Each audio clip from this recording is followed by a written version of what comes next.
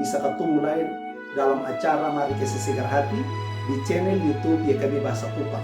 Nah, sebelum kotong baca Tuhan firman dan kotong renungkan sama-sama, mari kotong berdoa dan minta Roh Kudus yang pimpin sang kotong. Kotong berdoa.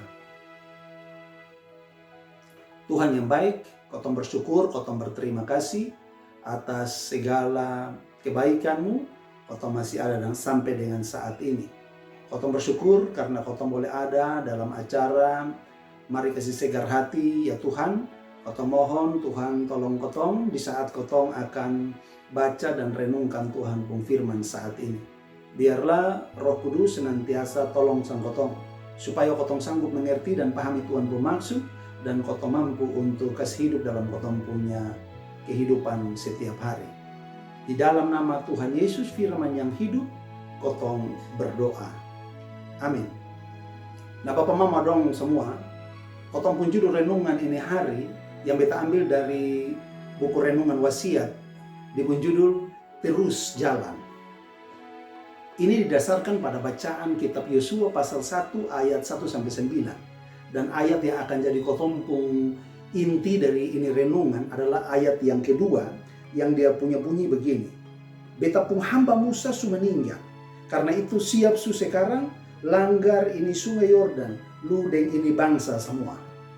Demikian firman Tuhan. Saudara, apakah ada batas waktu untuk orang berduka kok? Memang sonde mudah jawab ini pertanyaan. Kenapa?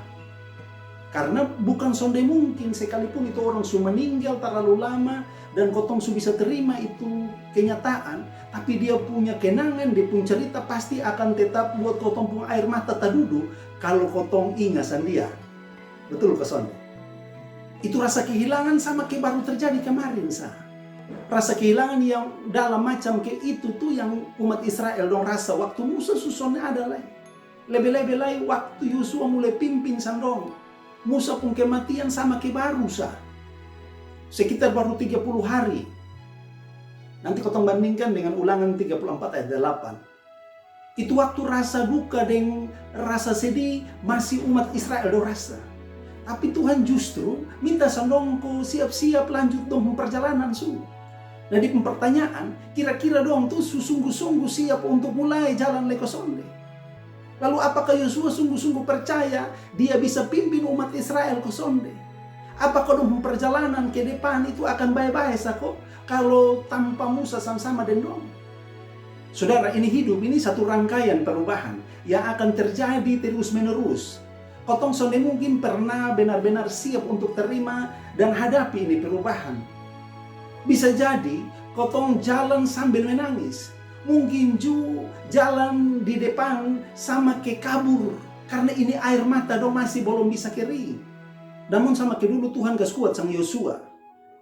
Dan bilang jangan takut dan lupung hati jangan kecil. Karena lupung Tuhan Allah akan sertai lu di mana selalu pergi.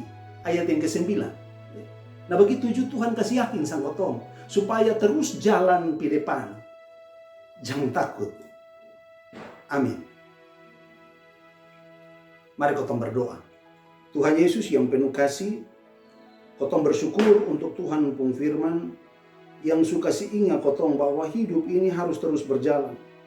Bahkan waktu kotong pun hati masih berduka dan kehilangan, kotong minta terima kasih karena Tuhan sonde pernah kasih tinggal sang kotong sendiri.